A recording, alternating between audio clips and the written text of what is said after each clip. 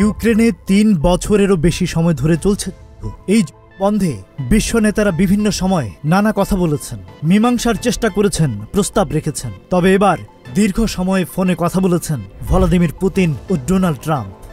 তবে ইউক্রেনে পূর্ণাঙ্গ যুদ্ধবিরতিতে রাজি হননি রাশিয়ার প্রেসিডেন্ট।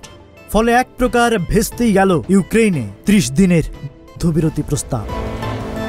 যুক্তরাষ্ট্রের প্রেসিডেন্টের সঙ্গে টানা ৯০ মিনিটের ফোনালাপ পুতিনের। তাতে কি হয়েছে? নিজের অবস্থান থেকে এক চুলও নড়েননি রাশিয়ার প্রেসিডেন্ট। প্রত্যাখ্যান করেছেন ট্রাম্পের যুদ্ধবিরতি প্রস্তাব। তবে কূটনৈতিক শিষ্টাচার বলে তো একটা কথা আছে, সেটা রক্ষার্থেই ৩০ দিনের আংশিক প্রস্তাব মেনে নিয়েছেন পুতিন।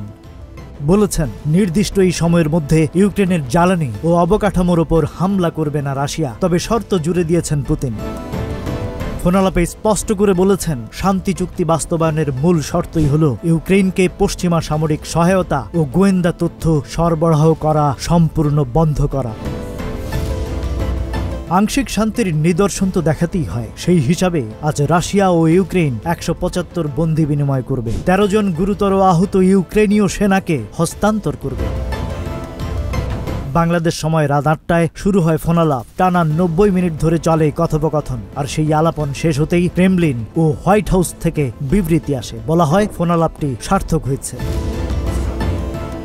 ক্রেমলিন জানিয়েছে ইউক্রেনের জ্বালানি কেন্দ্রগুলোতে আক্রমণ বন্ধের নির্দেশ দিয়েছেন প্রেসিডেন্ট পুতিন। আর হোয়াইট হাউস জানিয়েছে আলোচনা সাপেক্ষে পূর্ণ যুদ্ধবিরতির দিকে যাওয়ার আগে কৃষ্ণ সাগরে সমুদ্র বিরতি হবে।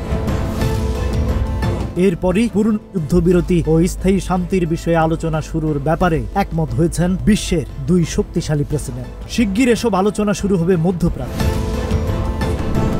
সোশ্যাল মিডিয়া প্ল্যাটফর্ম এক্সে দেয়া এক পোস্টে জেলেনস্কি জানিয়েছেন দুর্ভাগ্যবশত বিশেষ করে বেসামরিক অবকাঠামোতে হামলার ঘটনা ঘটেছে। আজ পুতিন কার্যকরভাবে পূর্ণাঙ্গ বিরতির প্রস্তাব প্রত্যাখ্যান করেছেন।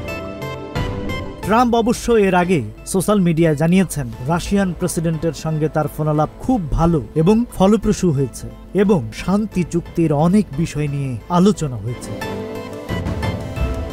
Rajib Raihan, news flash 71।